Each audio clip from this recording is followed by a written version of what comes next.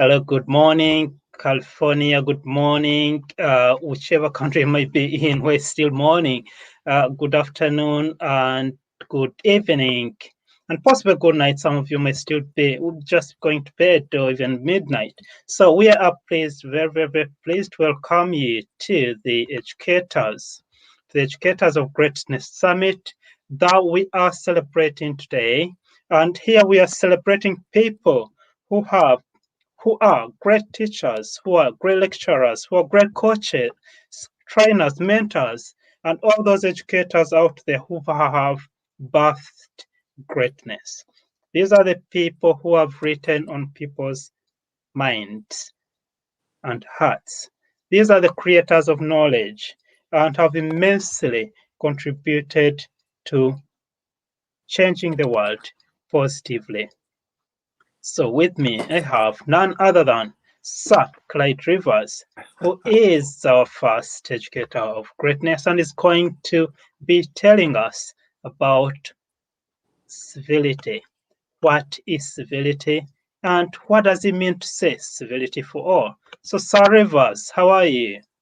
Professor Basingay, I'm doing great today, man. Always good to be on with you. Thank you so much for joining us. And could you introduce yourself to our audience and tell us why are you so passionate about civility?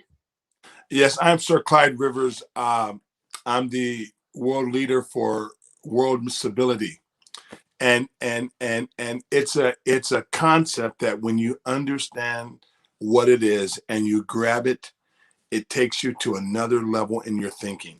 You know, and Professor Basingay, I look at everything in the world that's created. An individual had an idea first. And an individual had an idea, and it created every institution we have today started because of someone's idea. Now, the reason why I'm passionate about civility for all is I think of the context of this 7.8 billion people in the world that are all called to create something. So what happens is when a life is lost, we miss their contributions. So I believe we have an actual famine because people that are supposed to be here with ideas have been tragically taken out through injustice, through all these different institutions that want to minimize the mind of people. So what I think happens is this: when you understand that no one in the world can be like you, Mhm. no one has your gifting, no one has your DNA, no one has your assignment, then you stop competing and you say, wow, let me empower everyone I can to be the best they can be so we all can win. And this is a narrative right now that doesn't exist. People are looking for for for who they can oppress, who they can suppress, who they can utilize for cheap labor. And I'm saying, wait. Look at it from another perspective, because if you look at the concept from a biblical worldview, what you sow, you reap. If you hold people in bondage, one day you will be in bondage. So Mhm. people don't understand the unintended consequence of people mistreatment. So my concept is we need kindness and respect for all of humanity. That's civility for all. That's the mission I bring around the world. 7.8 billion people, and every single person is valuable to God, and they're valuable to us. You know, what I want to say is this: is we've never looked at the world from that grid.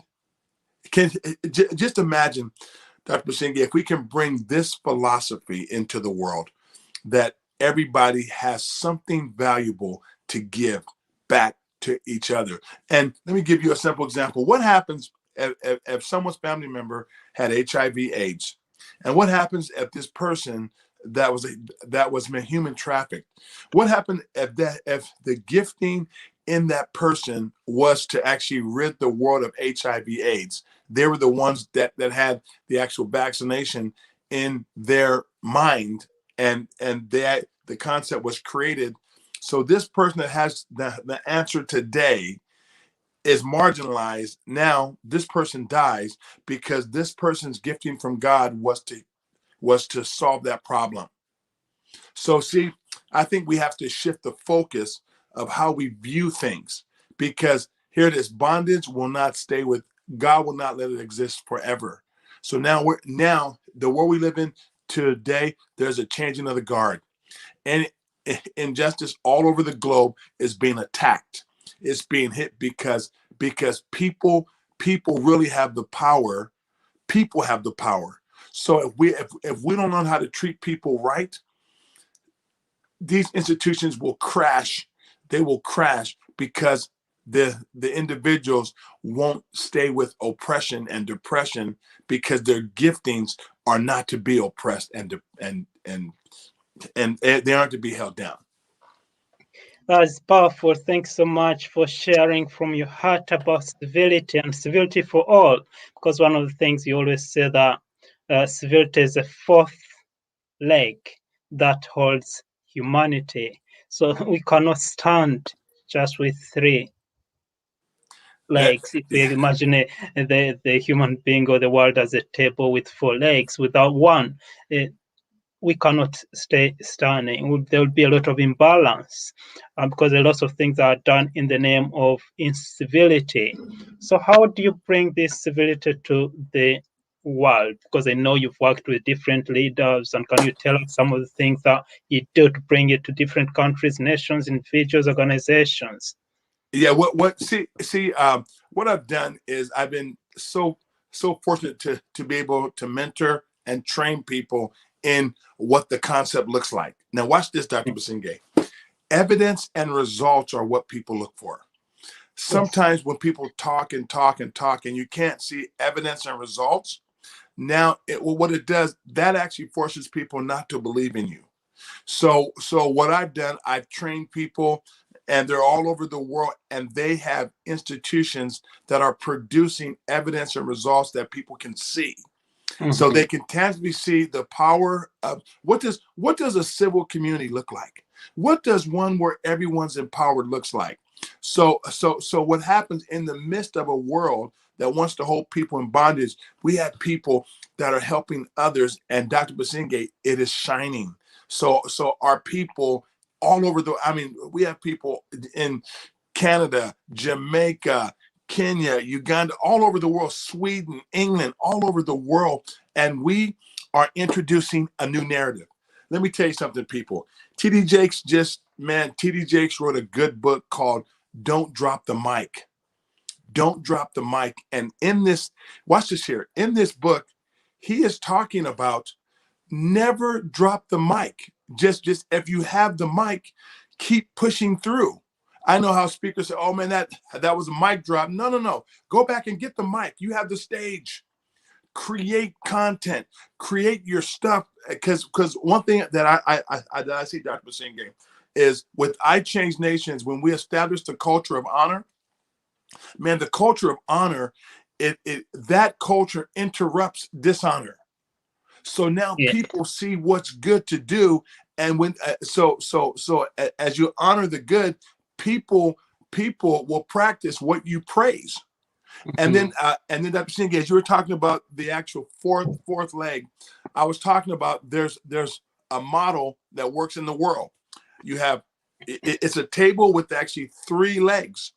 You have war, peace, reconciliation.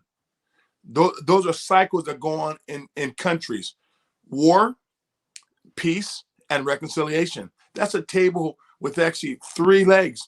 And people have missed the fourth leg of civility, which teaches people how to live together in kindness and respect.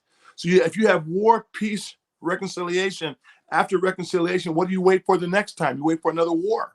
And the cycle goes over and over. War, peace, reconciliation. Another 2 years, war, peace, because that actual fourth leg of civility has to be planted in the ground. And when that thing is planted, and see, the one thing about a table with actually three legs, it can stand until you put pressure on the fourth. When you Mm-hmm. put pressure on the fourth site, that thing comes down. And that's the model we've seen in the world. So we're bringing civility for all, a new narrative, a new concept, and this will work.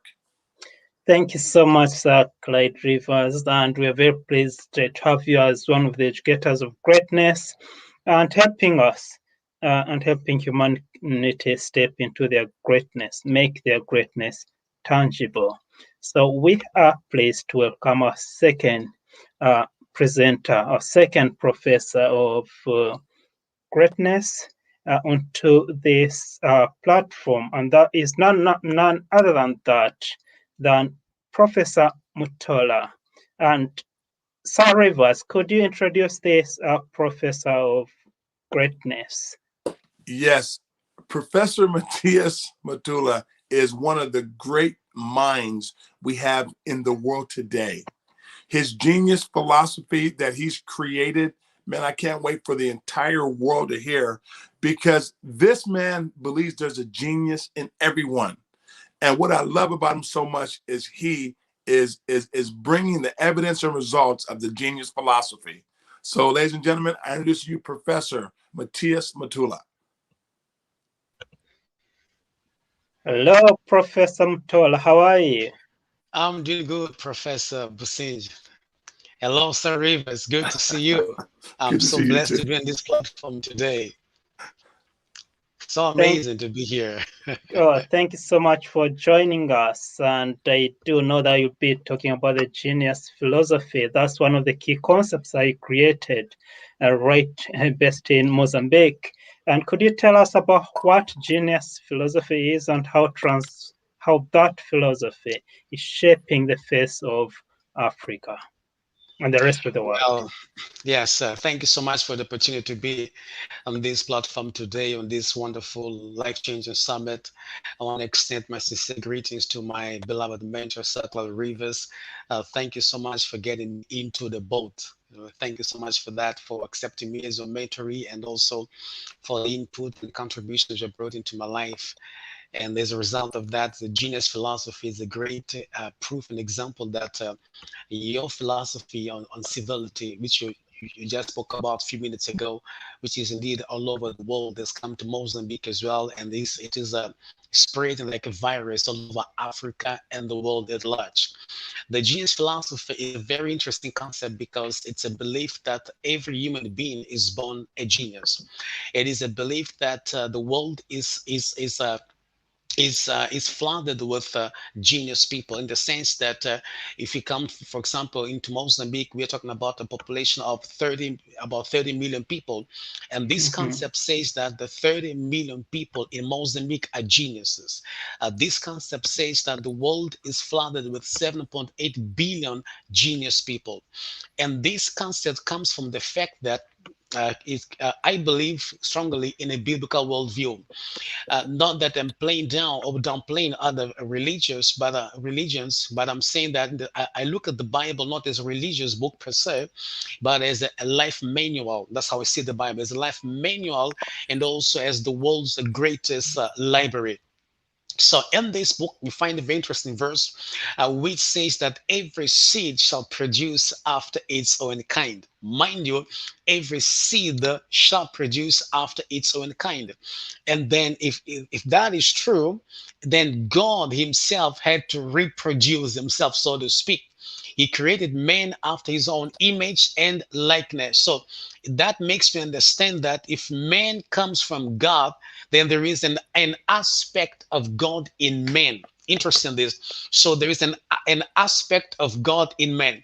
For example, if I were to give you, I come to you, you got this recipient, a container with, let me say, you got some water in there, and your container has a capacity of maybe of holding let me say 2 liters of water or 5 liters of water, and I come to you with a recipient that can only hold half a liter of water, and I say to you, please, sir, can you give me some water? And you pour into my recipient, in my container, which has a capacity for half a liter. You pour you I got now from you 5 mLs of water or half a liter, and you still have this big container of water. Now, my question to is, what is the difference between the two recipients, the water I have and the water you still have. And the difference is basically maybe is if you start closer, you'll find that the difference may be it may be in quantity, but not in essence and quality. What you have, it's still H2O, and what I have you gave me, it's still H2O. So the H2O in me is the portion of divinity that God has released into me when He says, "Let us make man into our own image." He spoke into himself, he reproduced himself to the point that there is an aspect of divinity in mankind. So this aspect is of divinity is what I call the genius in man.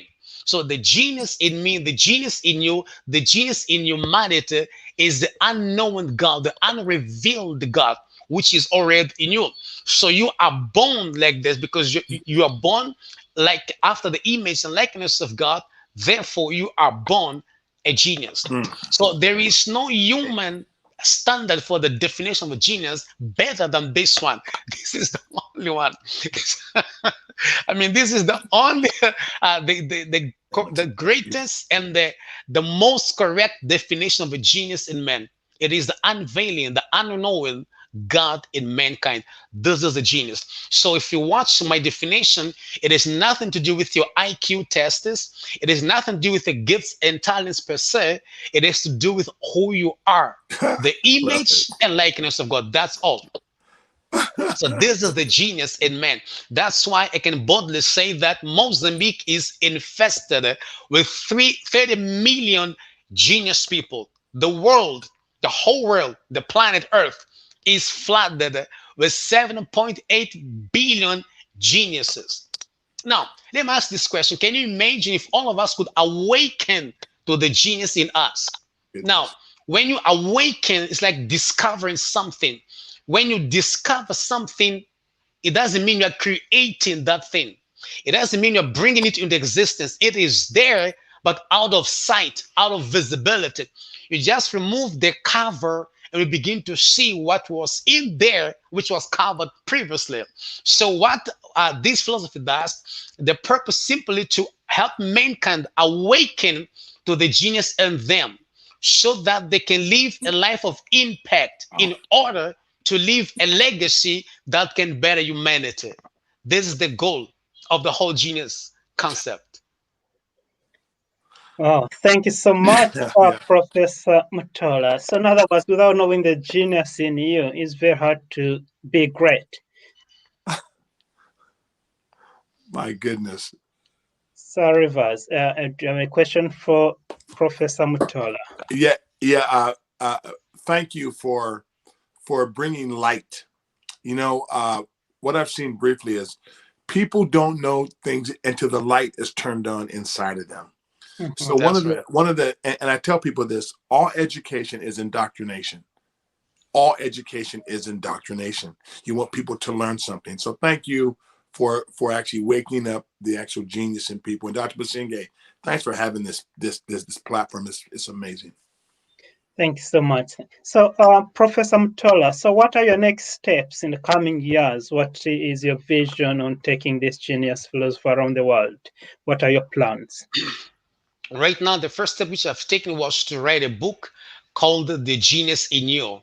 This is the book which I'm working on spreading all over the world because I want everybody to understand that they're born geniuses, but also want them to awaken to the genius in them. In this book, I presented clear-cut steps that every person can take into consideration and practice, the practical steps that can help anyone awaken the genius in them. That's number one.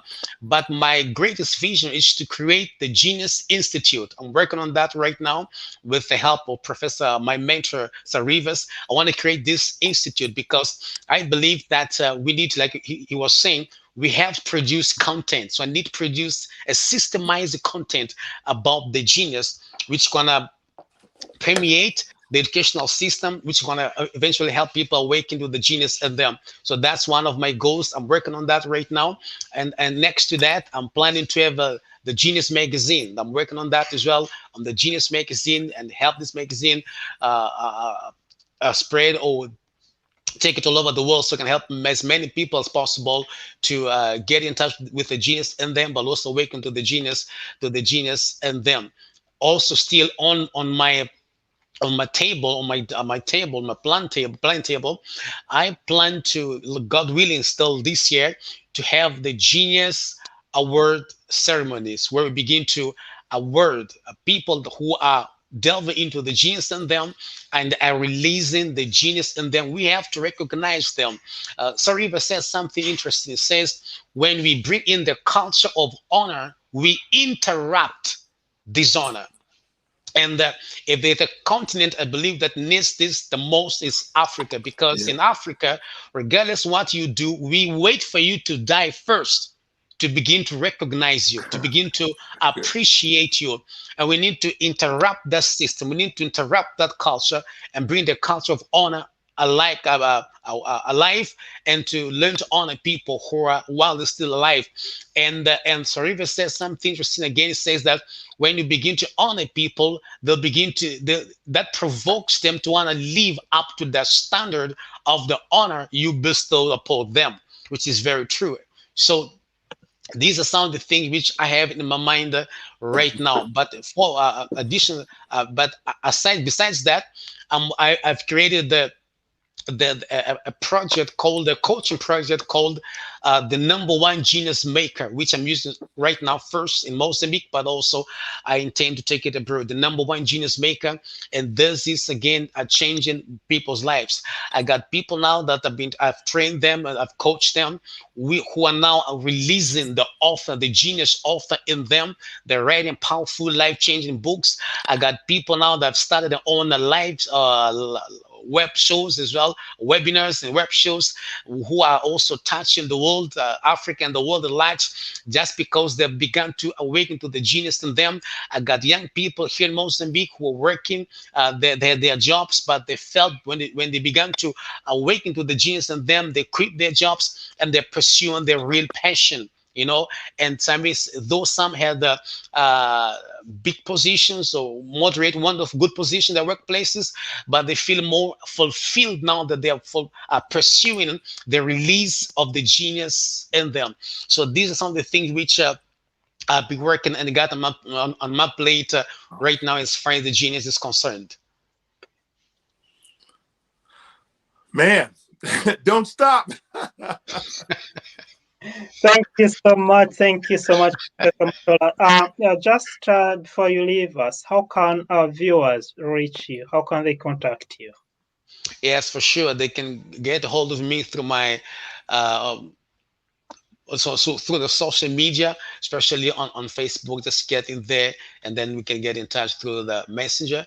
But also can get in touch with me through my website. It's called matheusmutola.org. So matheusmutola.org, actually. That's where, and then we can get inside. So that's WhatsApp, that's Facebook, and on my page there's my contact number there, my company contact number, and through that we can get in touch with me. Thank you so much, Professor Mathula, coming to us from Mozambique. Thanks so much, and have a great evening, I believe. Thank you for having me. It's been a pleasure. Thank you. So, ladies and gentlemen, in case you've joined us, we are looking at the world greatness educators. These are the people out there changing the educational paradigms. These are the people who are writing on people's lives. And now we happy and pleased to welcome none other than Mr. Jan Roberts. Jan Roberts is coming to us live from South Africa. And Jan is a specialist coach, trainer, speaker, and teacher. He focuses on leadership. He helps people, organizations, nations craft their leadership narrative, but at the same time, transform those systems through their leadership structures. So he is going to be talking to us about transformational leadership, how leadership can change communities, can change lives, nations, and indeed change the world. So, Mr. Roberts, thanks so much for joining us. How are you? Well, Dr. Patrick Basingay and Sir Clyde Rivers. I'm in company of greatness here already, and wow, Professor Mathula, what a Mozambique's on fire. How am I going to follow that? But it's just a privilege and a pleasure to be here with you. I appreciate everything the both of you are doing, and to bring that greatness out and the civility that we so desperately need around the world. Even more so, we always needed it, but even more so right now. So it's a pleasure to be here. Thank you. Thank you, sir. Thank you so much. So could you tell us about what you do and how that relates to leadership and how leadership can transform the planet we live in? Yes, and again, if there was ever a reason that we need to transform, and I loved what Professor Mathula said as well, the genius is inside of each one of us, and as Les Brown always says, we have greatness inside of us, and we all have this, but I think there is a lot of people who are losing hope, and we all know that where there is no hope, the people perish, and on the other side, where there's hope in the future, there's power in the present, and we need that power right now, so we need people to speak up, we need people to give hope to others, but before they can give hope, they need to have hope. Because you cannot give what you haven't got. Mm-hmm. And we work, of course, we work with a variety of programs, but in the last 8 years, the thing that has really gets me out of bed every morning, no problem whatsoever, without an alarm clock, it's called values-based leadership. And, every time when we talk about values-based leadership, people say, values, oh, that's not for me. And leadership, that's for them. And then I start explaining that, let's face it, we are all leaders. Mm-hmm. The level of leadership might be different with everyone, but we're all leaders. And the slogan for values-based leadership, when I first went with John Maxwell to Guatemala in 2013 to help start a transformation of an entire country, I thought, I'll never be asked again. I want to be part of something bigger than myself. Mm-hmm. And I think that's the youth now as well. They want to be part of something bigger than themselves. But in the last year, they've been squashed. Their dreams have been squashed. Their hopes have been dashed. And when the vast majority of youth now walk around with thoughts of suicide in their head, we're in serious trouble, because our youth are our leaders of tomorrow, and we want them to lead today. And if we want them to lead today, we better be better examples than we see around the world right now. And for that, I think. And Les Brown said it a long time ago. He says, leadership is failing around the world because of a lack of values.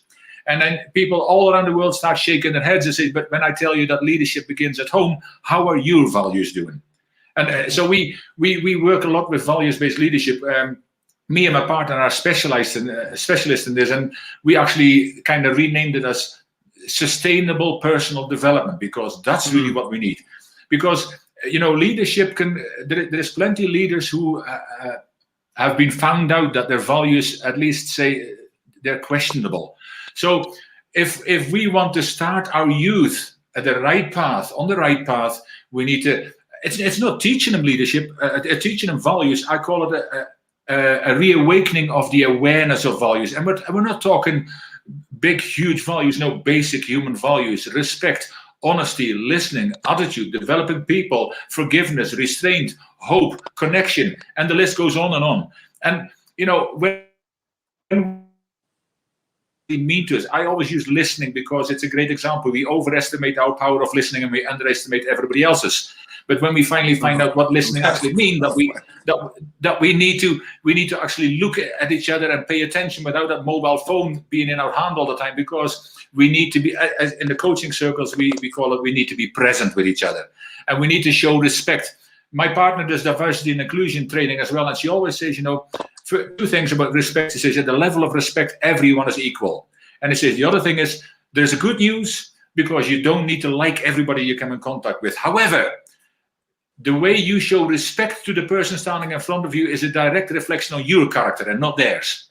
So we need to start to be, if all of us could just, did Stephen Covey not say, we need to understand before being understood? Well, where does that leave us today? Because we're fighting. I did a Facebook Live about them and us that says there is no them and us. We create this. Because we are not willing to listen to each other, we're not willing to understand each other, we need to go back to our basic values and start building our foundation from there.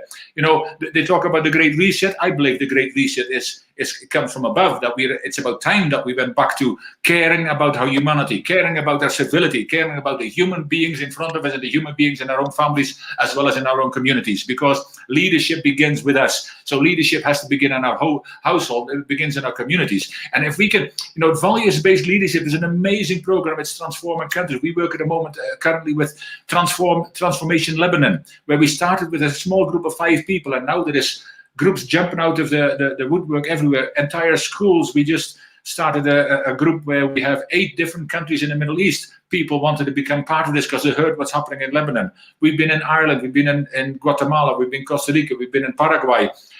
We are doing this in South Africa as well. We go into the settlements.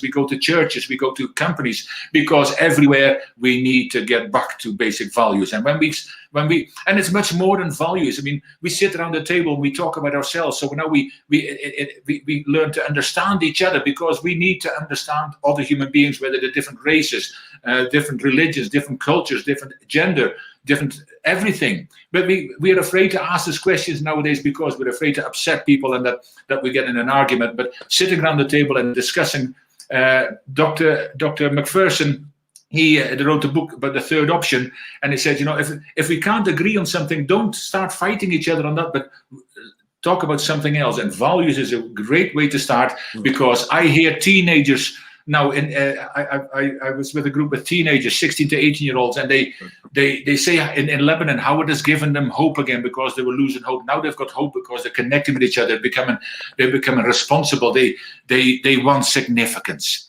And in our civility, if we can find a way to get significance and pass it on to others, when people do something more than themselves, because the difference between success and significance is, if success is for ourselves, but significance is for somebody else. And they always said, if you've got problems, put your focus on somebody else, because when we put our focus on somebody else, our life will be better, and so will their lives. And the way that what you're doing already with the Greatness University and the Civility Awards and this whole holistic approach to humanity. And that's why this is so important, that we need you need to and we all need to be doing our bit. And it doesn't matter if it's that much or if it's that much, if we do our bit. And if Mother Teresa started, she wanted to change one life. And that's what her aim was. Well, we all know what happened. But I mean, if we can all change one life, and people say, yeah, my brother, no, the person looking in the mirror.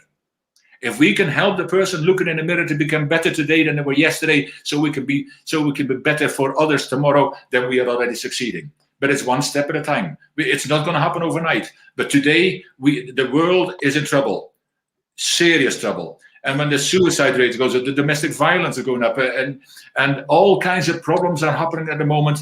And when you look back, it is about, we need to be more civil to each other. We need to show respect to each other. We need to understand each other, and we need to communicate with each other, because the difference between a discussion and an argument is only motive. So if you've got a motive that you want to be right, don't have a conversation. If you want to understand other people. So I always say, it's not about being right. It's about being kind. And if you can, if we have an idea, research something 180 degrees from where we are, because that's the only way we can start having useful discussions. I say on Facebook as well, you can discuss with me or the people in my Facebook however much you want, but be respectful, because otherwise feel free to remove yourself from my Facebook page before I do. I say we have to be human beings, and we have to start communicating again, because so many wars, so many problems around the world have become because we don't listen and we don't communicate anymore. Really good. Oh, that's powerful. Powerful words of hope, words of significance, and definitely a demonstration of the leadership program and skills that you have for us and for the world. Sir Rivers, do you have a question or contribution? Wow. I think we need to get this guy into our World Civility Network, man. So and help. I'm with you. I tell you, what I love is your stuff is practical and doable. It doesn't take rocket scientists to do what you're bringing to the world, and that there's an excellence in your simplicity. And this is something that, man, Dr. Basingay, I'm honored to meet you, and I want to connect and see how we can work on our international stages, so we can create a whole new narrative that values all of humanity. So I'm just honored to meet you today. Well, thank you for that, those kind words, because the honor is all mine for both of you. And I mean, I'm looking forward to the next speakers as well, and the professor who's already been there. And I mean, I'm on fire with this kind of stuff. And as you said, Sir Clive, it's a simplicity, because us human beings start to overthink things, and then we stop doing things because it's too hard, too difficult, too whatever. We need to start doing. We need to stop talking. We need to be, we're human beings, so we need to be in the first place. Be ourselves. We are good enough. You all matter. We are all good enough because we are human beings created by a higher being than ourselves, and they don't create mess. As far as where I come from, we create that mess. That's very different. But if we can just and this values-based process is 5 simple steps. When I came back from on the way home from Guatemala, I quit my job because I could not understand how something so simple. I saw the significance in the people there, and that was the only missing piece in my jigsaw. I knew a long time ago. I said, even 30 years ago, I said, if somebody's going to teach me to speak, it'll be Les Brown. Be careful what you wish for, because I mean, he's my hero and friend and mentor as well. But you know, I've got this passion, and I like the way that he doesn't have to use any fancy words or profanity to make a huge impact on people, and he speaks from the heart. But that's what I do. I don't only speak from the heart, but the idea is that we want to, and I talk to we, because I want to have this conversation with each and every one of you, because the idea is that together we are so much stronger. Together we can give hope back to the world that is failing rapidly. We're on a sliding slope at the moment. If we can bring hope back to the people, then there is hope for the future. Because if we cannot do that, and if we cannot do that now, next year, the year after, it's going to be too late. And we can keep talking and not doing, but it's when all is said and done, more should be done than said. It's normally the other way around. But it's less talking, more doing. And if people are willing to be part of transformation and part of creating a movement that creates a difference, not only in your own neighborhood, but start there, but in your own neighborhood, in your own county, in your own country, and indeed across borders. And that's what's happening around the world now in different countries. And I'm excited to be just a tiny part of that. But I want to be part of it much bigger. And I said, you know, my aim is to impact and transform millions and millions and millions of people to lead a life of significance. And why lead a life of significance? Because when you lead a life of significance, you do something for somebody else. And if we can pay it forward, then we succeeded. And it's not, yes, one life would be great, but it's about time to think big or go home. And we ain't going home, that's for sure. Oh, wow. That is powerful. And your words really go straight to the heart. Yes. They bypass the mind. Your words bypass the mind, go straight to the heart. And thanks so much for sharing a gift with our viewers. Awesome. With our viewers today and listeners who will be catching up with this recording later on. As we are talking, we're thinking about, you know, Sir Rivers at the very beginning talks about civility. And now you're saying that we need some of those things that are simple, that people can do every day. So I wanted you and Sir Rivers to have more or less a discussion on how we can get that civility to that practical level. In your mind, Jan, how do we get that civility to that practical level that we are? Well, I mean, the process we're using is a simple and the most powerful one I've ever been part of. I mean, we have got, as you know, I'm involved with John Maxwell as well, and we do leadership training and we create programs because one size doesn't fit all. We work with entrepreneurship as well because we want to help entrepreneurs, and we're working on some programs there. And it's all about helping to impact the world. But if we can sit around the table, the process actually is a round table process. And I always say there is always a seat at my table, and I don't care who you are, where you come from. If you're willing to have a conversation, to talk about values on a weekly basis, we started with a process where there are 6 values: connection, listening, restraint, self-esteem, forgiveness, and hope. 6 weeks in a row for half an hour to 45 minutes a week. And I say, people, we need to start sitting around the table, and we have people from all over the world sitting around these tables virtually at the moment because we can't really reach everyone. But, you know, we can work together. And when we work together, then afterwards we have the opportunity, if you want to become a facilitator in this process, we'll train you. But it's 5 simple steps, and that's all. And we don't have to think about it. We just have to start doing it. We have to start filling our heart, because every time I sit at one of those tables, and whether it's in Lebanon or Pakistan or Egypt or South Africa or anywhere else, my heart, my cup flows over with joy and just to see people changing their lives and impacting their lives. It's not me. I'm only a messenger.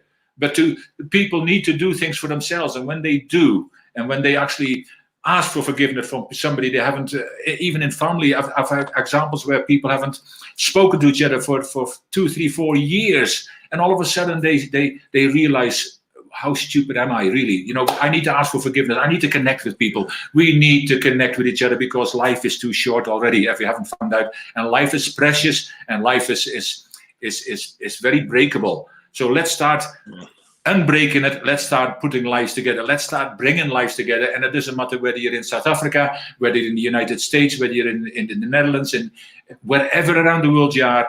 We can come together. We can build a movement, not only in a country. We can build a movement in the world that's where everyone who joins becomes stronger, not only in the head, but especially in the mind and soul. Because we need these powerful souls. We need powerful people who want to speak from the heart, who feel this power inside that needs to come out. We have a way that it can come out, and we want you all to join us because we need change and we need you. Wow. Thank you so much. And Patrick, I have a simple thing I teach people. If the shoe were on the other foot, would you be okay with the same treatment? If the answer is no, then don't do it. It's called the golden question. The golden question is the golden rule, and we created a golden question. If the shoe were on the other foot, would you be okay with the same treatment? If it's no, then don't do it. That's absolutely amazing and simple, as you said before already. Let's keep it simple, but let's impact people. And you do, both of you.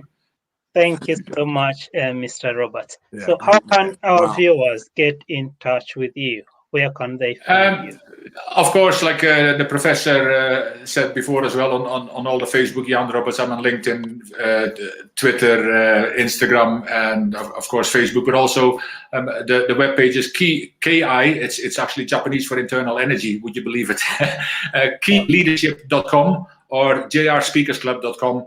Because I also want to give people a voice. There are so many people who've got an amazing story that needs to come out as well. That's another passion for me. And we need these stories to come out, because with stories we can impact people. So yeah, there we have it. And I look forward to connect with people. It'd be a privilege for people to connect with me and see how we can come and get a seat around the table and get things started. Thank you so much. Make sure you reserve a seat for me on your table in South Africa. That's really good.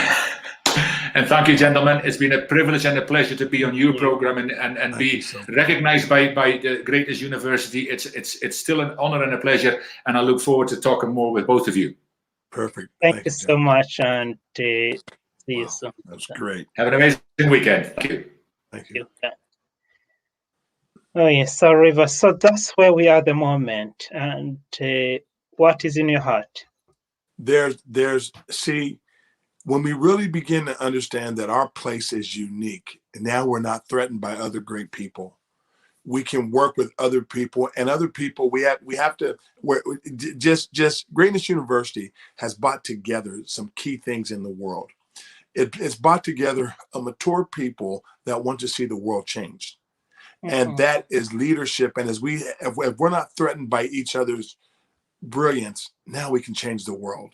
So, man, again, I want to thank you for this platform, and thank you for even establishing a university with a different concept. That's out of the box thinking. And thank you. Thank you so much as well for changing the world with your civility, because I think without civility, there's no hope. Without civility, there's no future.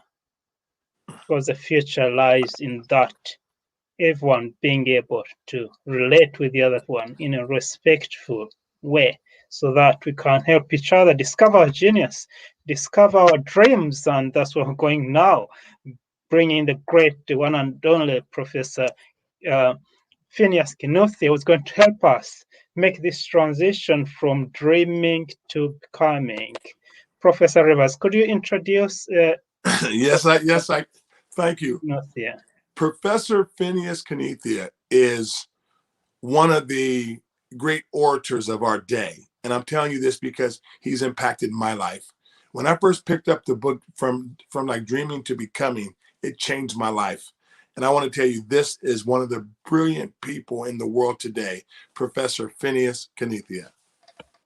Thank you so much, and welcome, Professor Kenya, Uh, Phineas Kinuthia was going to help us make this transition from dreaming to becoming. But yes. Professor Kinuthia, could you just share with us what is in your heart this morning where you are, or afternoon in London, evening in South Africa, Mozambique? Yes. First of all, I just want to say that was so unfair that you put me behind Yan. What do I have to say? He ate up everything. That is great, man. Amazing, man. We just so thankful. I'm so thankful to be a part of what you're doing here with the Greatness University. And of course, I want to acknowledge the presence of one of the greatest world influencers, Sir Clyde Rivers. He's had a tremendous impact in my life. And I'm just so thankful for this opportunity to be, for us just to be together and to talk and to engage with other like minds. So very grateful for that. Well, just a little bit about myself. Basically, born and raised in poverty in Kenya, and had a dream, and came to America with a dream, and from that have built on, gone to impact lives and transform many people from over 25 different countries to help them really fully hone in on their assignment and their purpose and the core of their existence. And so my passion has always been to help people move. You know, we all have dreams, we all come into this world with a dream. And my goal is to help people move their dreams from merely dreaming to actually becoming a reality. And in order to do that, there's a shift that has to happen. I think it's Albert Einstein that said that the problems we face cannot be solved at the same level of thinking that were created. And so my job is to help people shift their thinking and bring this understanding of what does it take to materialize your dream, to actualize the dream that's in your mind, and make it a reality. The dream you nurture upon today is a person you become tomorrow. And so one of the distinguishing factors when we look at people like Elon Musk, we look at the Jeff Bezos, they all are dreamers. The difference between most people and them is that they've actualized their dreams. And so my passion is to help people, to give them the tools, to walk with them, to give them a tailor-made process that actually helps them move from just merely dreaming about what they want to be to saying, hey, you have a dream and your dream is valid. How do we walk you through this process of pursuing the dream and actualizing the dream? I tell people that a dream is that dominant idea. Sometimes we have people have ambitions. There's a difference between ambition and a dream. Ambition is fairly is short-lived. It's something you just desire. But a dream is this dominant idea that is ever present within you and is constantly provoking you to want to be more and do more so that you can make a difference. Your dream has to be bigger than you. Your dream has to be bigger than just possessions driven, where it's value driven, like Jan was talking about, this value base, where what is it that you want to make? What is it that you want to contribute to the world? What difference do you want to make? So that's my passion. My passion is to help people with their to give them a blueprint to move from just thought, from concept to reality. How do we birth these dreams? Because a lot of people have dreams and they die with their dreams, and their dreams are unrealized. And I always tell people that your casket is too small to carry you and your dreams. You have to die empty. And so it's really important that we activate the dreams. I love what Sir Clyde Rivers is doing with helping people with civility, because civility is the foundation of being able to pursue those dreams. When I respect that you have a dream and your dream is valid and you're worth pursuing your dreams without exterminating or taking your life or cutting short your life, I'm giving you an opportunity to make a difference in the world. But it starts through this concept of civility. So that's my passion. My passion is to move people from where they are to where they ought to be and give them the practical tools by walking with them on a step-by-step, eliminating the guesswork and showing them this is what you need to do. This is how you can make your dream a reality. Wow. I told you, Phineas. uh, man.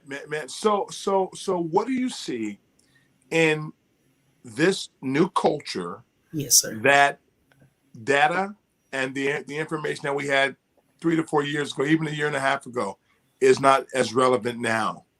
How would you walk somebody from dreaming to becoming into a new paradigm? You know, I'm really glad you asked that, because I was actually thinking, I had a thought and I want to share that thought. It was basically a small illustration that I have. You know, I have two glasses here, and I don't know if you're going to see them. I have this Yeah. glass here, and that's grape juice. Okay.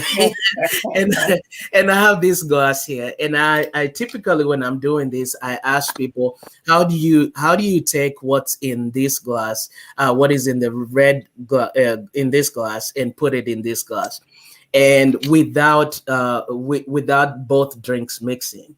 And the reality is that you have to empty one so that you can take this and put in the other one. What do I mean by that? We are living in a times that if we stick with the old model, if we stick with the old systems, they're obsolete, and they're not going to take us. What brought us here is not going to be what takes us to the next level. So what I tell people is that, number one, is that people are looking for things to go back to normal, like how they were. They're not going to go back to normal. We need to create the new norm. And how we create the new norm is we need to shift. We need to bring in the new. We need to bring in the new education model. We need to bring in the new system.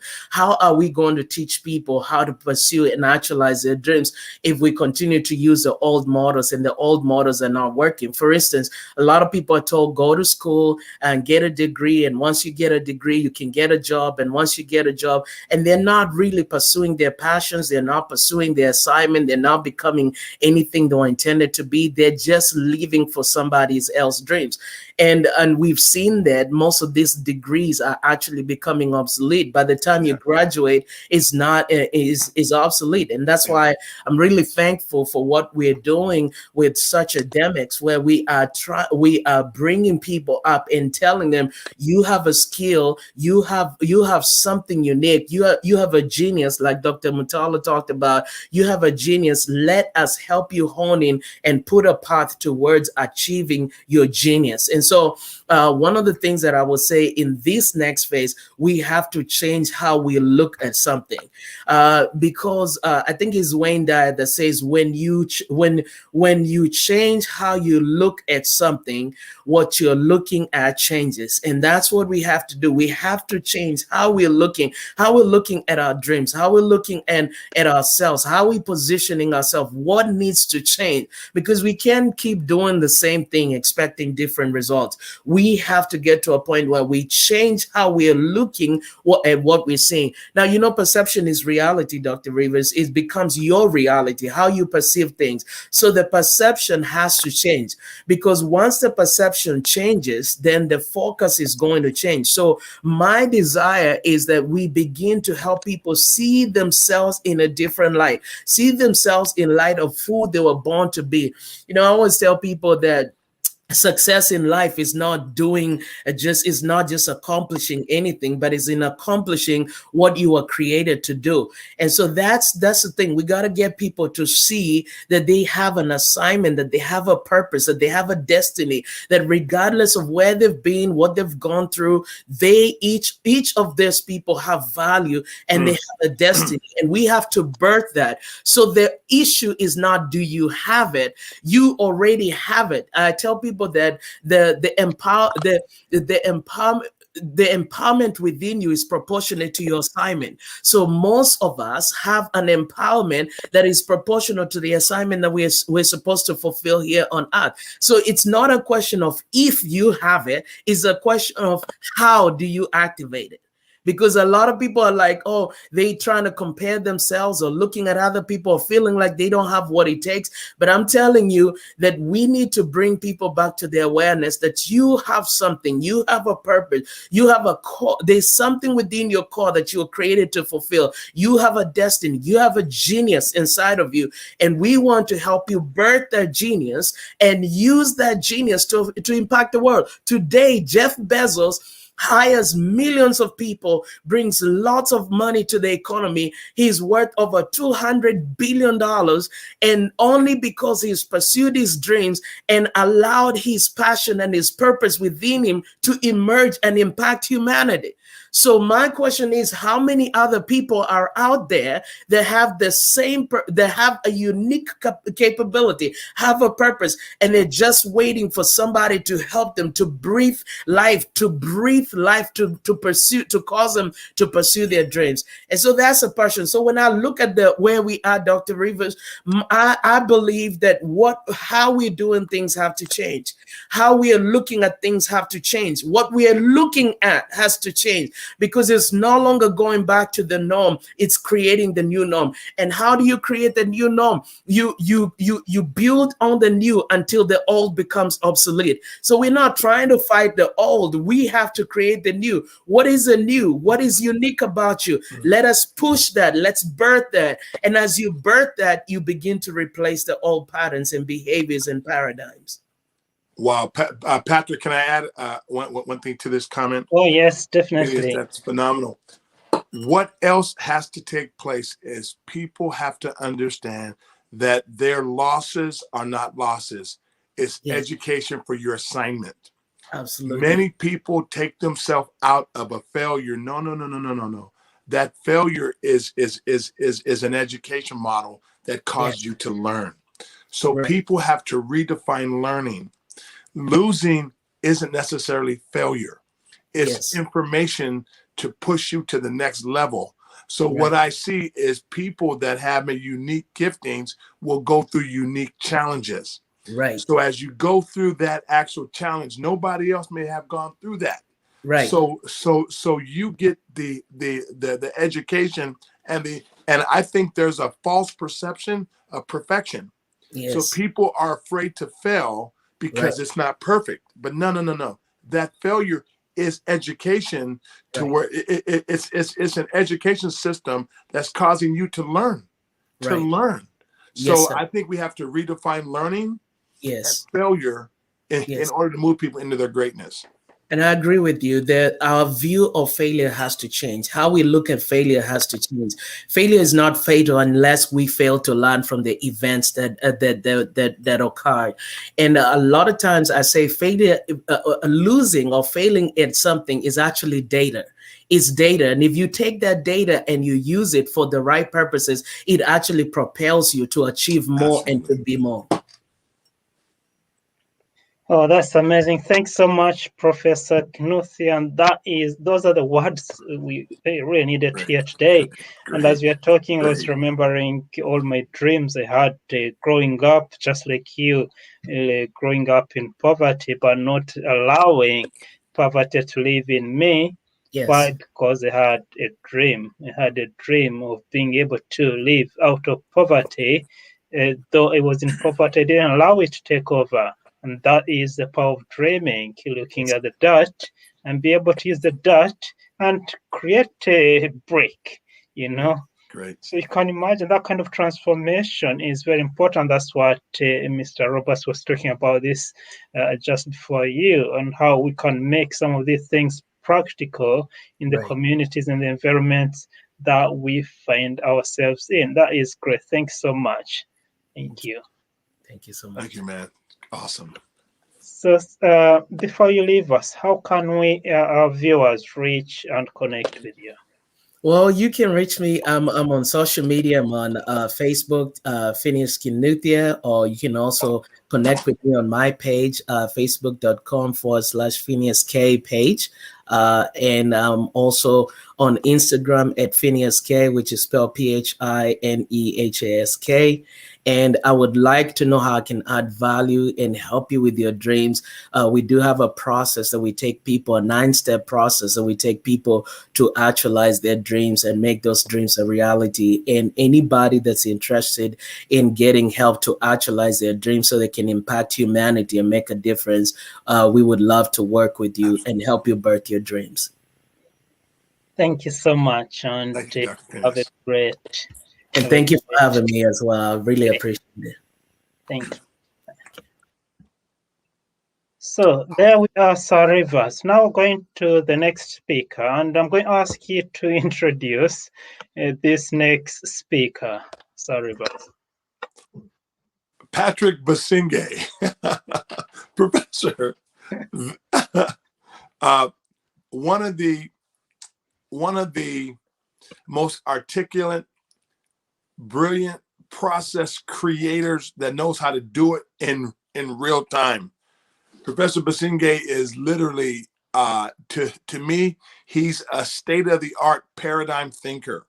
And Patrick, come and bless the people. Thank you so much, Sir Rivers, for that honor and for that great introduction. I really, I'm still thinking about how to start, given that I was only given 10 minutes to talk about me and what I do. But one of the key things I do remember growing up, as I was saying earlier on, I grew up in Uganda. And one of the things I remember growing up here when I was young, it was back when I was near 5. I remember that night when we had a lot of firing outside, bombing outside, and then we had to run out of the home and go and hide in the banana plantation. And that's where we spent the night. That's where we spent that night, outside in the banana plantation. And then the next day, little did I know that we'd find ourselves in a truck, moving from the town we were living in, moving from the place we had known to a different destination. But along that route, we were stopped to ask, who are you? We've been asked on the roadblocks, who are you? Where are you coming from? Where are you going? But all those questions were about me. Who am I? Where am I coming from? Where am I going? However, when I look back and looking at the educational systems that we do have, there's hardly any space where they help us to discover and answer the question, who are you? Where are you going? Where are you coming from as a human being? Not knowing our past is very hard to forge our future, to create our future. But at the same time, not being able to know who we are, we as human beings. And that's what Professor Mathula was talking about this earlier on, about the genius in us. So when we don't discover that genius in us, then how are we going to be able to actualize who we really are and what we are called to be? Sometimes most of us, when we go shopping and have a shopping list, we know that we are going to this shop, and we know in this shop we're going to buy this and this and that. But do we have a shopping list for life? So there is no system out there that helps us to put together that shopping list for life. To help us realize, take stock of what we have in us. What do I have in my fridge? What do I need tomorrow? What do I need this week? What am I likely to need next month so that I can put in the freezer? There is no system at all that helps us in the formal education system, and hence the birth of greatness, university that helps people discover, develop, deliver, and celebrate their greatness. And later on, we'll be talking about how we can celebrate our greatness, especially with Professor Akama, who's going to talk about building your legacy. But before I get there, so one of the things I realized that actually there is need for us to realize that we are great. Who am I? I'm great. So what does great mean? What does greatness mean? And that's why I came up with the 4 dimensions of greatness which is a topic I'm meant to address in a way in these coming minutes. So when I think about who am I, I'm looking at myself from 4 dimensions. When I'm looking at asking the question, who is Sir Clyde Rivers? I'm looking at the 4 dimensions of greatness.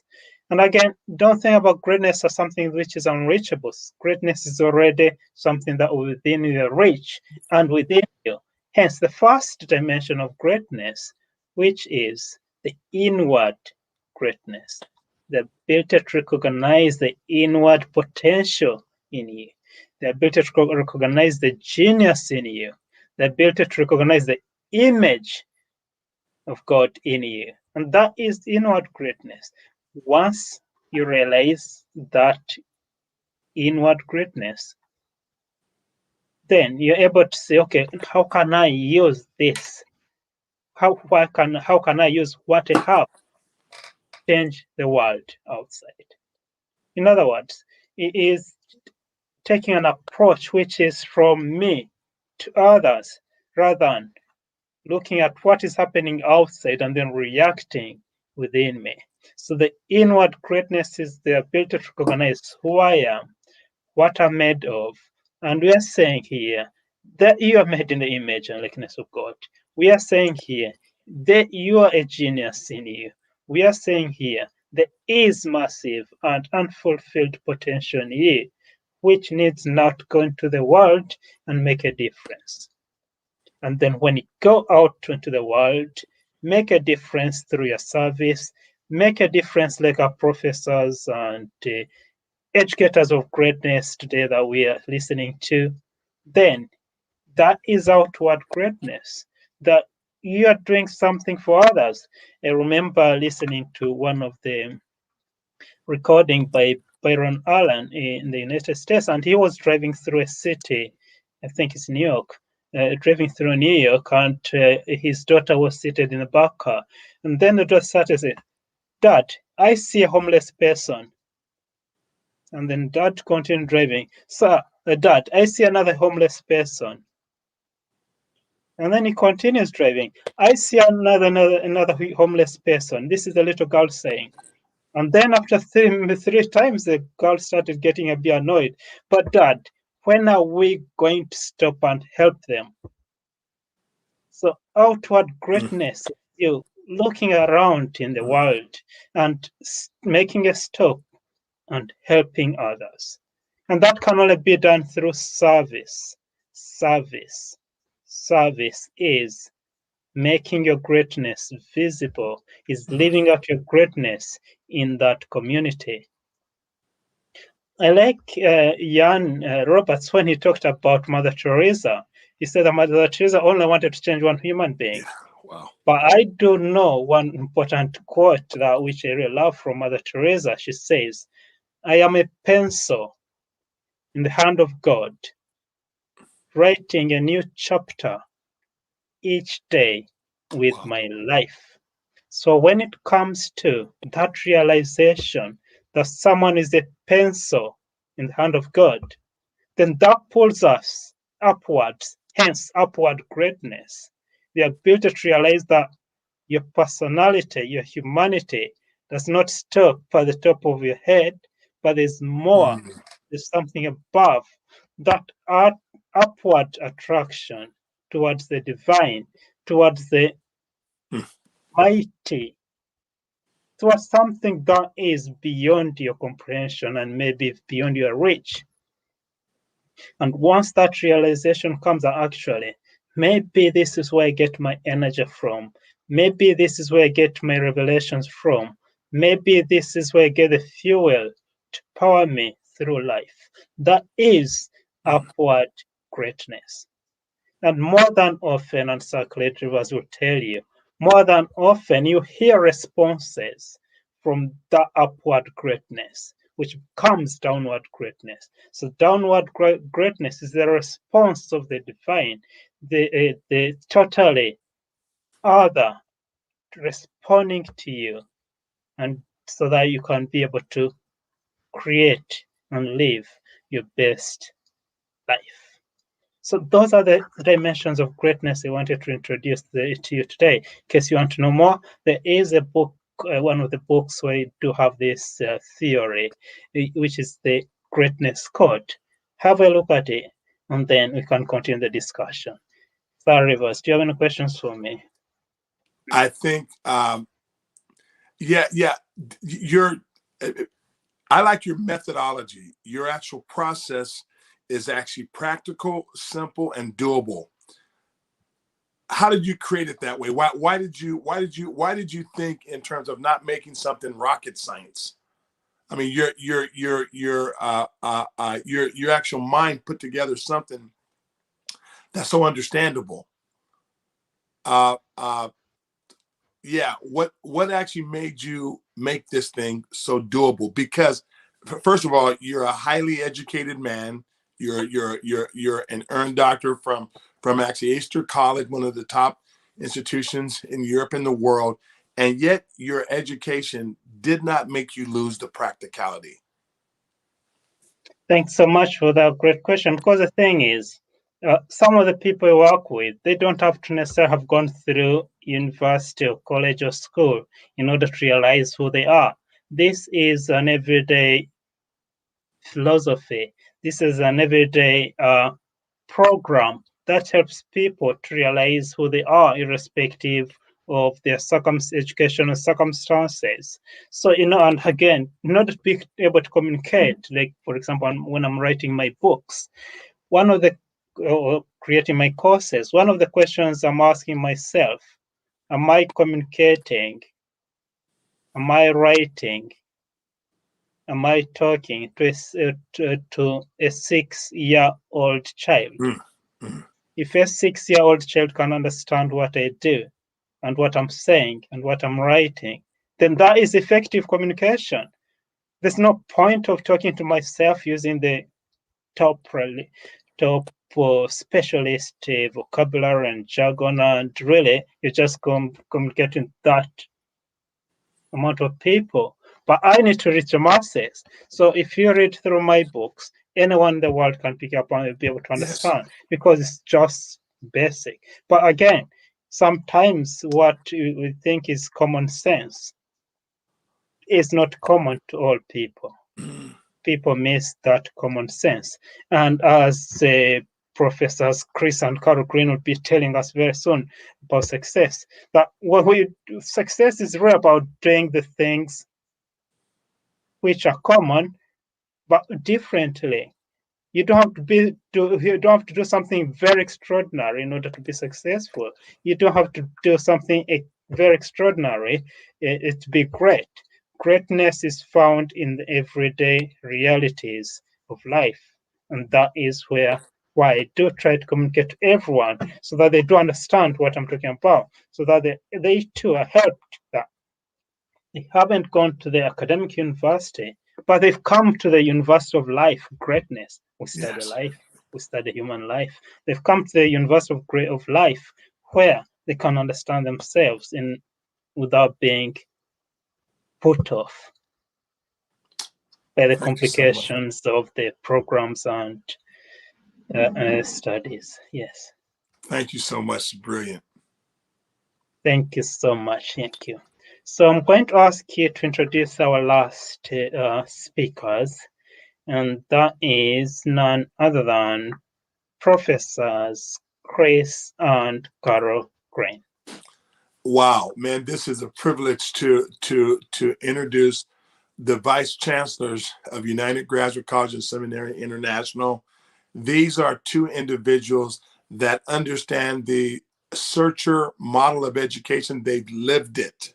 So people, you're in for a treat if you get the chance to hear Professor Chris and Professor Carol Green. Welcome to the stage. Thank you so much. And yes, let me get our professors. Hello. Hello. And we're glad to be here. Glad to have this opportunity just to share with you. This has been a marvelous conversation as we have been listening, hearing this running theme about everyone's process. And that's pretty much what we bring to the table what we realized the success that we were able to experience in our marriage. We have been married for 40 years. We now have adult children. The success we've experienced in ministry, the success that we've experienced in our business, we're entrepreneurs, have all been a result of understanding and recognizing process. Because to us, being successful is not something that you, a certain goal that you obtain or reach, but we are actually born as a result of God's success. For us, the basic definition of the word success is a desired outcome. And so we are the desired outcome of God. You see in Psalms 139 talks about how we were created and knit together in our mother's womb, and our days were fashioned or ordained. And then when you realize that we are the desired outcome of God, and that he has already ordained our days and fashioned us, given us very specific purpose, then from God's standpoint, we are already success. We are his success. And so the process that we go through each day is the revelation, the revealing of God's success in the earth. Wow. Isn't that amazing? So you don't spend your life trying to become successful. We simply live our lives making this incredible discovery of God's purpose and his desired expectation, his desired outcome. Isn't that amazing? And so the process that we're going through is we realized that we had to recognize different seasons of life.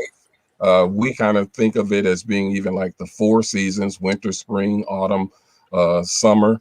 And I think most people struggle with the autumn season of life because in autumn, as in the natural here in the part of the United States where we live, when autumn or fall comes, you see the leaves change. They start falling off the trees. We don't see, you start seeing, it looks like everything is falling, it's dying.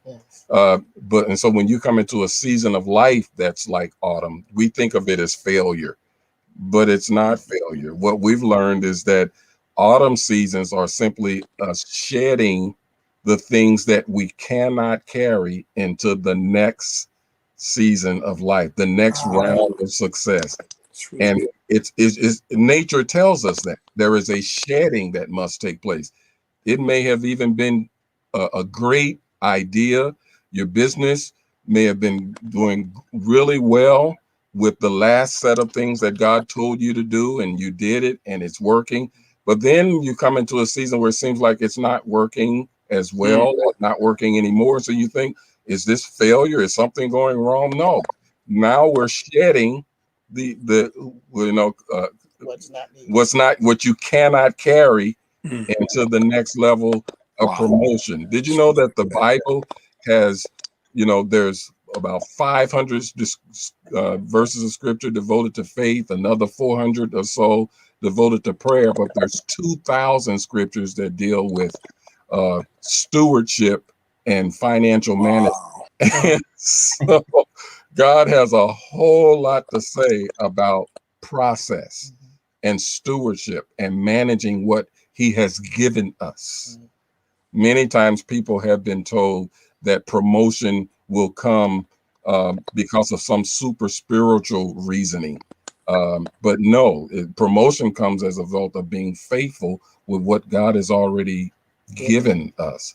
So if there's a certain assignment that he's given us, gifts and abilities that he's given us, as Dr. Basingay always shares, there's a greatness that's already there. So we have a responsibility to properly manage what God has given us. That's why poverty can't stop it. The circumstances of your birth can't stop that God's success. It can't stop the greatness. It can't stop the purpose. We make a decision to be faithful stewards of what God has given. of what God has provided, and that's what's within us. But we go through the seasons of life, and we believe that's where we begin to learn about who we are, what God has given us, learning how to recognize his voice, and recognize the direction that he's given us. There are, I think sometimes that the worst enemy of success, or I shouldn't say success, of moving forward, is the last success that we experience. The last thing that we did worked, and we want to stay there.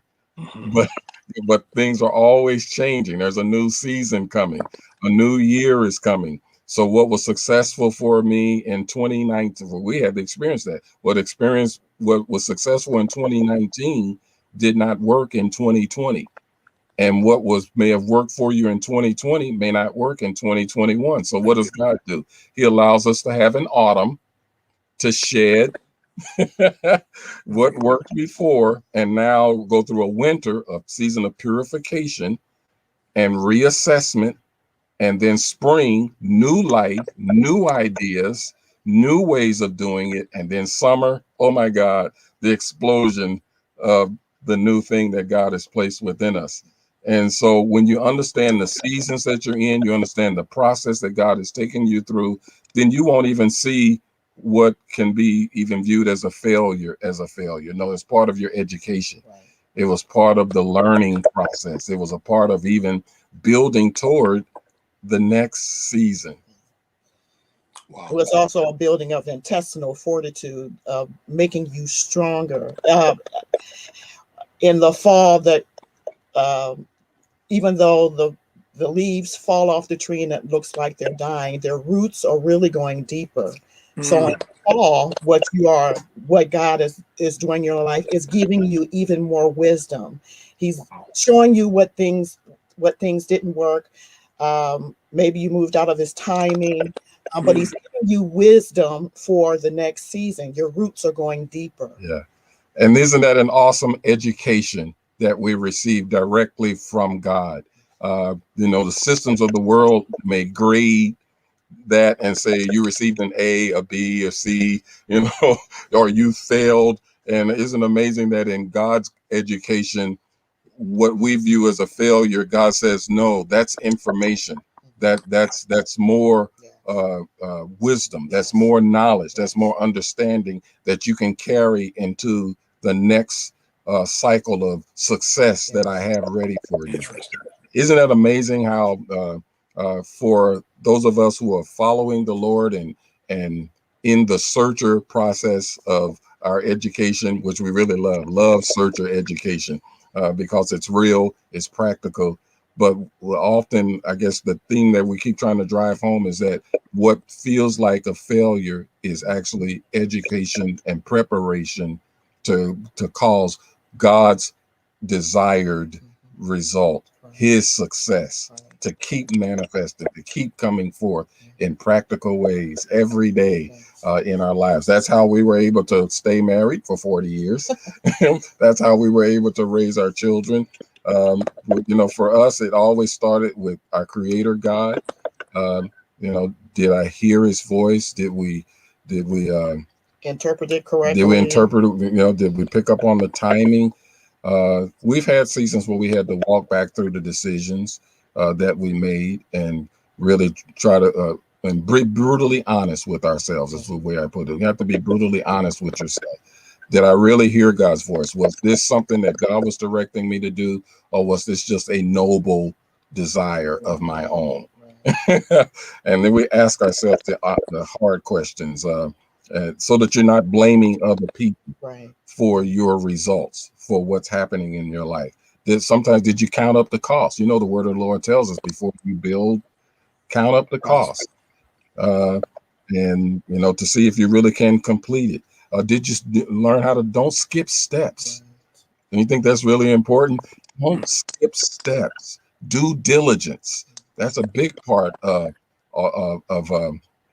learning what it really means to walk with this type of process. This is part of stewardship. This is part of success. Due diligence. Do the study. All of our education that we receive did not necessarily come through academia. There's some things that we went through that was just everyday life experience. There's some insight that came as we humbled ourselves and received from others who were successful, already successful entrepreneurs. They were already successful in their marriage. So we had to humble ourselves and learn to receive from other people who were having success. That's one thing I love about the process, is that you don't have to try to go through it all alone and all by yourself. God will provide mentors or coaches to help us in our process. And another thing we say, you really should include preparation for storms and opposition. I think that that's another way where people fail in their process.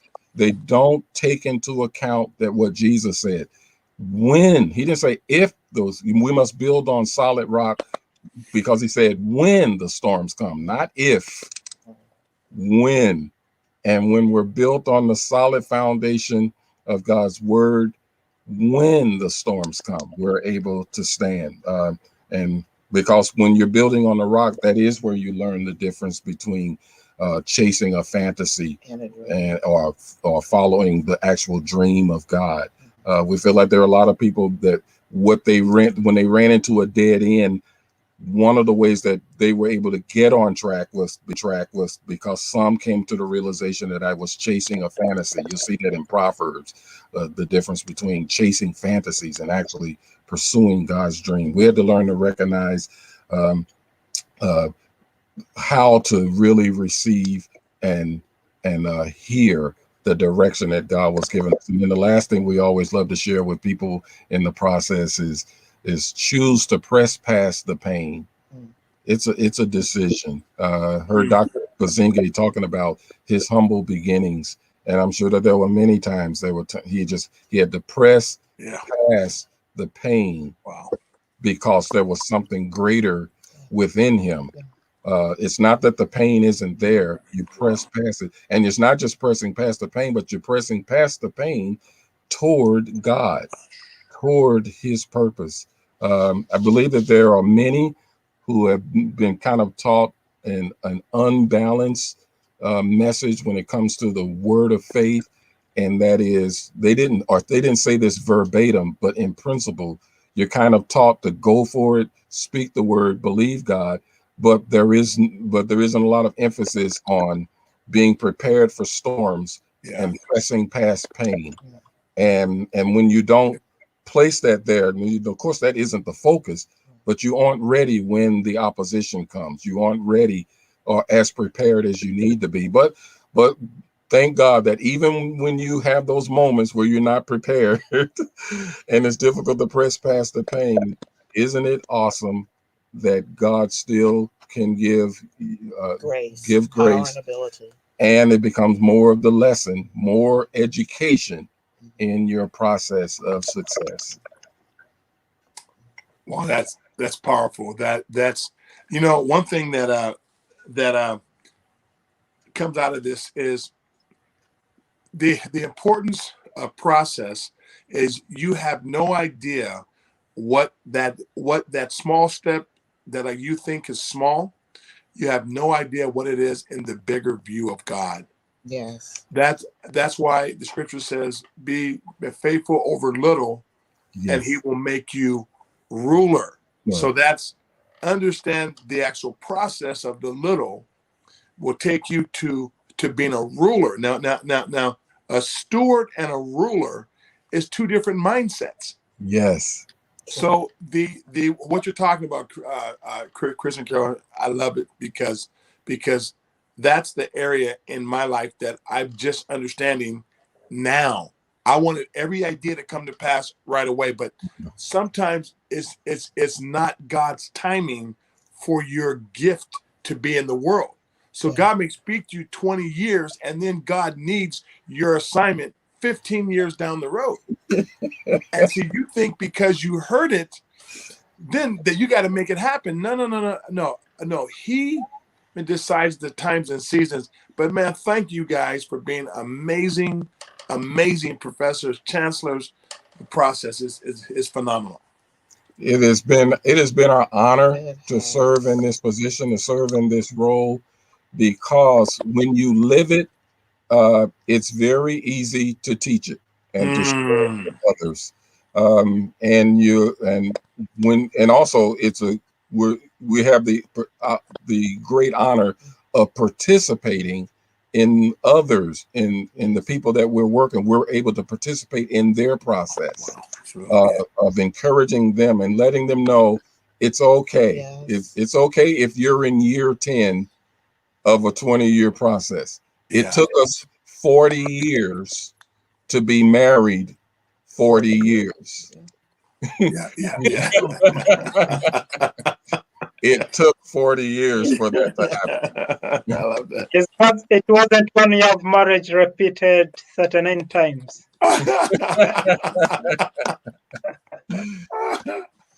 And so we say that to encourage all who have participated and who are listening to all of us who are talking about this new type of education, to understand that God really has a way of going past man. You know, in our earthly systems, we're dealing with the finiteness of man and man's mind. And man's ideas, even when they work, have an expiration date.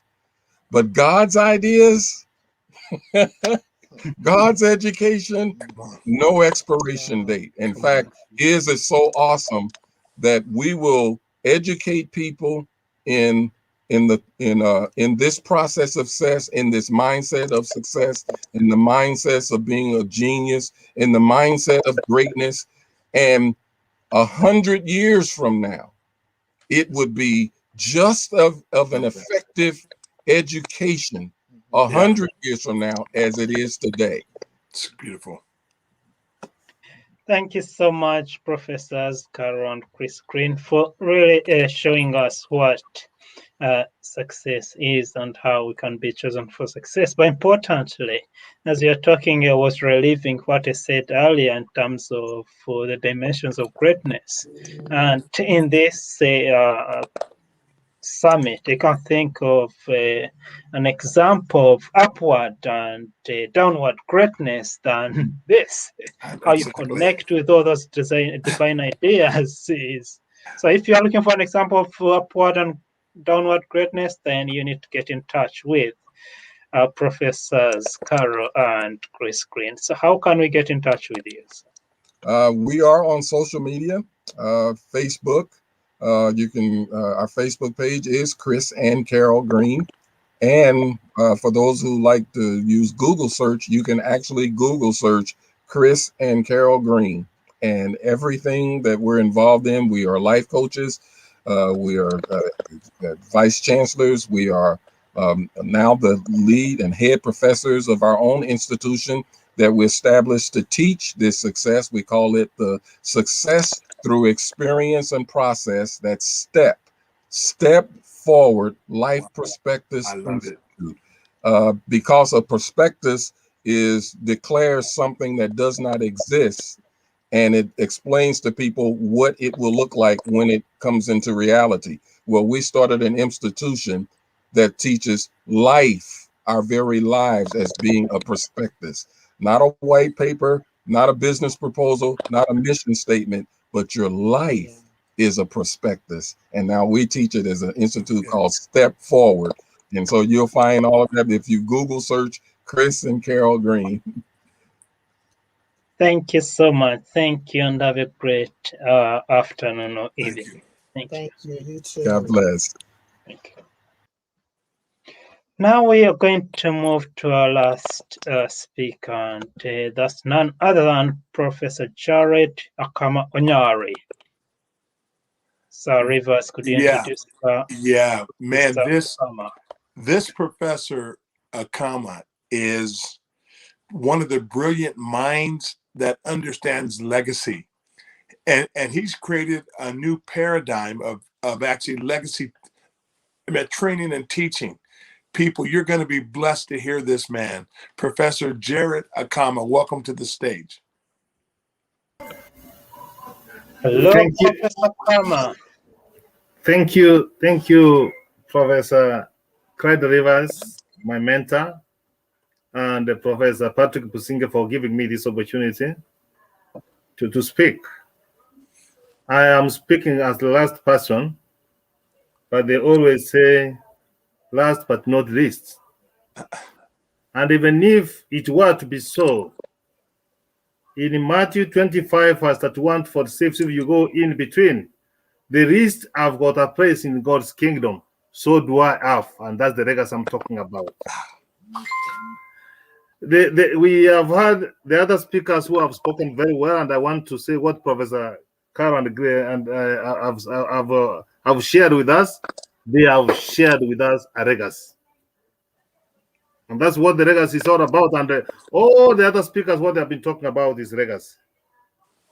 And I want to give a very small analogy when you take a flight, when you are taking a plane. The hostess have to check you whether you have parked in properly, whether your seat is seated upright. And then the plane takes off. And that's how the legacy starts.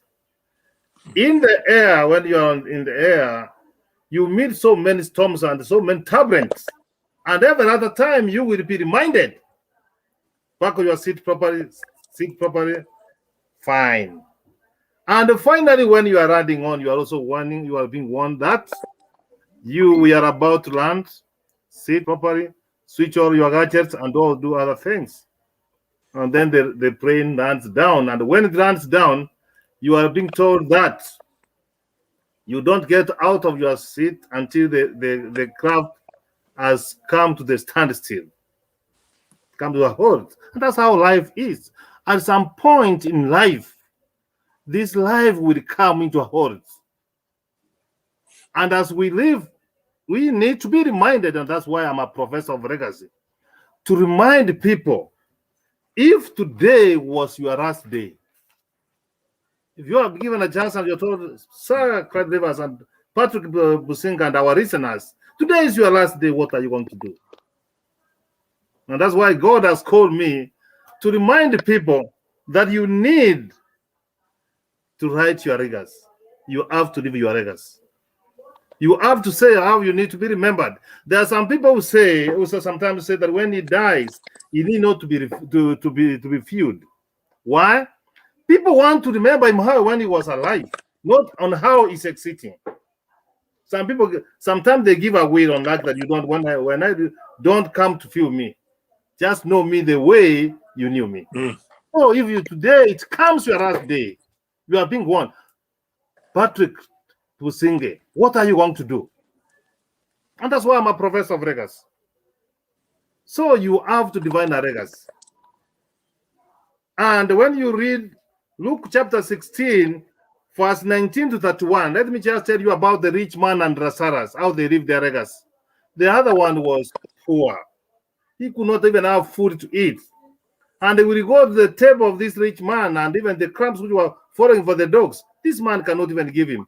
And the Bible tells us that the dogs were licking the souls of this man. The Bible ends today, when their time came, all of them, they died. And the poor man was seen in the bosom of Abraham. And the other one was in Hades, burning. And he was asking Abraham, give me an opportunity to go and tell my brothers that they should not come here. And Abraham said, there is prophet, the other prophets are there, Moses and others. What am I trying to say? That if we leave a reckless legacy, if we don't write a legacy, at some point in time in life, we will come to suffer. So when you build your legacy, you have to understand the purpose of life. You were created for a purpose. Remember in Genesis chapter 1, verse 28, God created us to be stewards. God created us to be responsible. God created us to be civil to one another. God created us to love one another. And we will come into account. Dr. Basingay, God created you to bring the greatness in you. And that's why you are giving us the opportunity to tell people who they are, to bring the genius in us, because we were created in the image of God. And we need to be reminded on that. You have to write your legacy by having a focused life. What's your focus? What do you want to achieve in life? Are you just there for the sake? Morning comes, evening comes, morning comes, evening comes. No, you must be focused. You must know I have got limited time. And when you have got limited time, you have to start, I have to do this, I have to do this.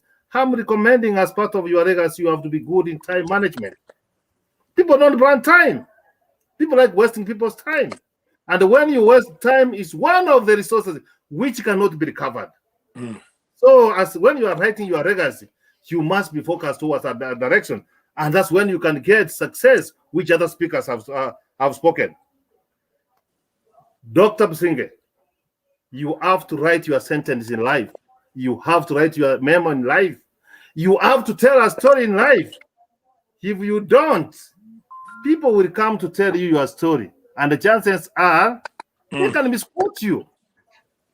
So we have to write, because God is the author and the finisher.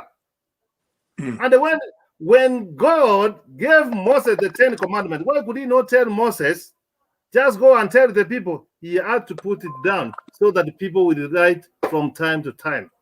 Even in Joshua, we are told Joshua was trying to tell the children of Israel that these stones in the river Jordan, you have to remind your children that your children's children that when you crossed here, it was dry. That is a legacy. Proverbs chapter 6, verse 22, verse 6 says, train our child the way to go. Even if he become old, he will not forget. That's the legacy. Education is a legacy. And finally, you have to live your legacy. How do you want to live? How do you want to be remembered? In Revelation chapter 17, verse 13, it says, your good works, Professor Basingay and Dr. Clyde Rivers, when you die, it will follow you. Your people will come to be remembered and say your dad, your father, your mother was a good man. It is by the legacy you live around. If you live your legacy which is rich, your children will survive on that. If you did not spend your time well, that's what your children will be told, that your father was an civil man. They will say that you said you are a son or daughter and so daughter of so and so. That was a good man. Was you said you were daughter of so and so, and someone doesn't talk. It talks about freedom of what? So we are encouraging that you live your legacy. And finally, as I submit, people who have listened to me carefree and as a professor of legacy, I'm telling you, you can never make the same mistake twice. The first mistake you are doing is not to live your legacy and write your legacy. Because the second time, it is not a mistake, it is a choice. So people who are listening to me, nobody can tell your story. Wow. Nobody can write your story. It is you to write your story and how you want to be remembered. A time will come when you will face judgment and you will want to ask the opportunity to come back like the rich man, and you will not get that opportunity. You will be told you did not spend your time well. May people learn to spend their time. As a professor of legacy, what have I done? For those who are my friends, I have given an endeavor that I pray for you. I occasionally send prayers for you every other morning and give you the kind of thoughts on how you reflect life. That one is my undertaking. I send prayers to my people, and that's why I want to be remembered of interceding for other people. What have I done? I am always in contact with people so that to know how they are doing, how they are going on, so that I care, so that I become concerned, so that I become compassion, so that people have confidence in me. And that's one way of being civil to one another. 7.8 billion people, as Sir Dr. Rivers puts in, have got 7.8 solutions. There is nobody who was not created for a purpose. What we need to do is to untap our purpose in life. And that's the greatness Dr. Basingay you are talking about. You are trying to tell people to bring the greatness in them. We were never created to be docile. We were never created. We were not given talents. We go and parry it. We were given talents, make use of them. And that's the greatness I'm talking about. And finally, and very, very finally, legacy is something which can be transmitted from one generation to the other. And I've said in Hebrews chapter 12, verse 2, God, Jesus, is the author and the finisher of our faith. Wow. It was complete. So when if God is an author, is an originator, he has been from everlasting to everlasting. So when God spoke to the prophets, he gave them the opportunity to write down what they were given. I like quoting one of the modern readers, Sister Ellen G. White. She recommends to us, because when God was coming to her dream, she was being given a verse in the Bible, and she comes and she writes it down, and she was recommending this. If what I write down, and what I'm telling you, Dr. Basingay and Dr. Rivers and the rest of our viewers, if what I'm saying, you don't find it in the Bible, stop it and follow what the Bible says. I'm telling people that we can bring greatness in others. And even if you have got nothing to do, Dr. Basingay, as part of the legacy, be there for people. Listen to people. Just be there. Just be there. When you will be there, when they look around, they will say, Dr. Basingay has been here for us to bring greatness in us. Dr. Rivers has been here with us to tell us to be civil to one another. He did say that. If you don't want this one to be done to you, to be done to what you are doing to others cannot be done to you, don't do it. And that's the spirit for all. Dr. Professor Matthias says that there's genius in us. Don't underestimate anybody. Everybody was created in a purpose in life. So let us support people in writing their legacies. Let us support people to bring out their greatness. Let us support people to be civil to one another. Let us, each and every one of us has got a solution. Let us assist people to have success. Let us have people to know that the best thing which can bring them out of their life, number one, education. Number two, education. Number three, education. I submit. Wow. Thank you, Professor. That's awesome. Thank you so much, Professor Akama, for those great words. Words that were not